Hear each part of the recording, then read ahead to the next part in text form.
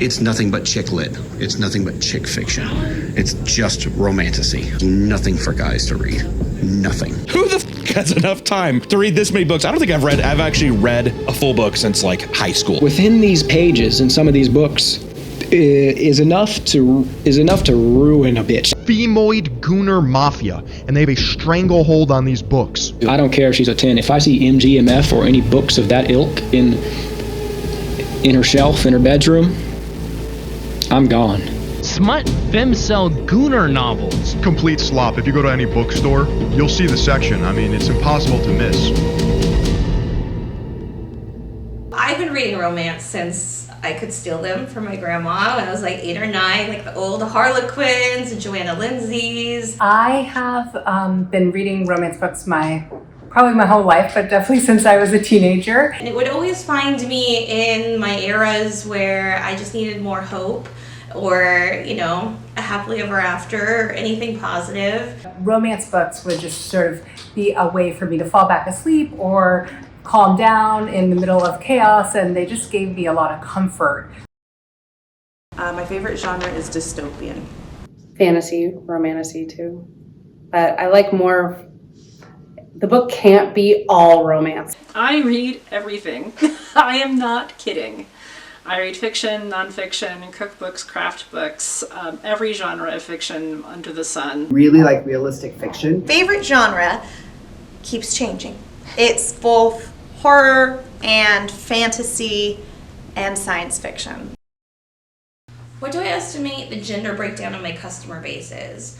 I would say it is 85% female or female identifying and about 15% male or non-binary identifying.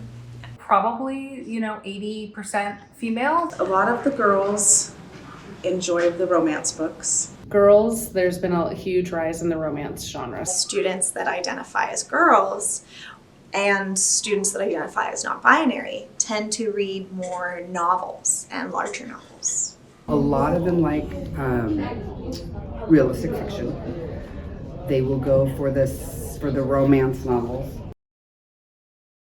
Sometimes I feel embarrassed reading romance. A lot of people look down on romance literature, right? Mainly because that is so targeted towards women. They'll often cite like, I have problems with the quality of the writing of romance.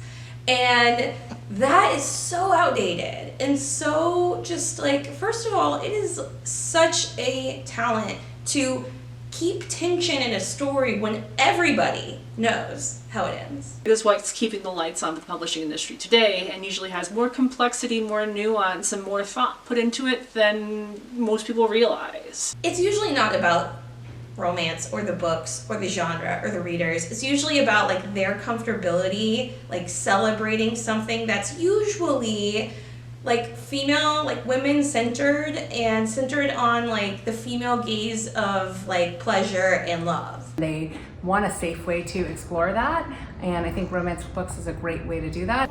At my age, if you want to judge me, you can judge me. At this little age of 14, 15, 13 that I work with, I get that's a bigger deal. When I think about books in general, I think about how many men have written about sexual violence against women, and those books have been applauded. And yet when a woman writes about her own pleasure and what seeking that looks like, it's relegated to this, side genre. There's a subgenre in the publishing world called women's fiction, women's fic. It used to be kind of like chick lit, and it's really just a story, a fictional story that centers a woman's journey. And it's all about like her arc of finding herself. And in, when it's a male-centered story, they just call that fiction. Women in our society are generally not allowed to have fun and play. And so you can't, there's fewer women gamers. It's difficult for women to give themselves permission to just play, because there's a sense that we always need to be productive, we always need to be working.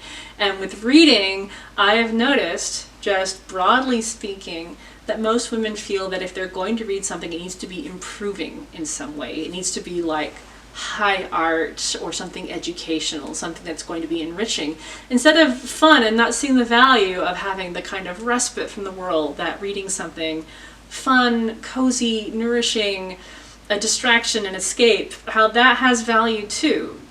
I wish I could see more women readers reading for fun. I, wonder a lot about why things that women love are tossed to the side. When I think about, the word chuggy, what people describe as chuggy as straight leg pants or side parts or pumpkin spice lattes, all of those things are things women enjoy.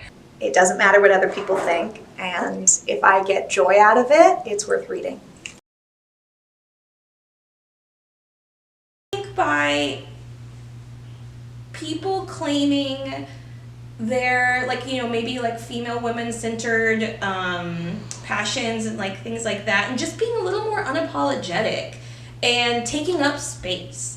Saying yeah, you can have a romance-only bookstore. The more we celebrate that we love this, then we will be recognized as valuable, opinionated people who have thoughtful ideas about the future of this genre, and people will be able to recognize that level of scholarship and work that's gone into building this genre. And it's not just, what our grandmothers read, though I love books that our grandmothers read, and they're amazing. Enjoy the thing that you enjoy. Life is just far too short. Don't dump on what brings people joy. In this world right now, if you can find it, grab it and hold on to it and defend it and be proud of it.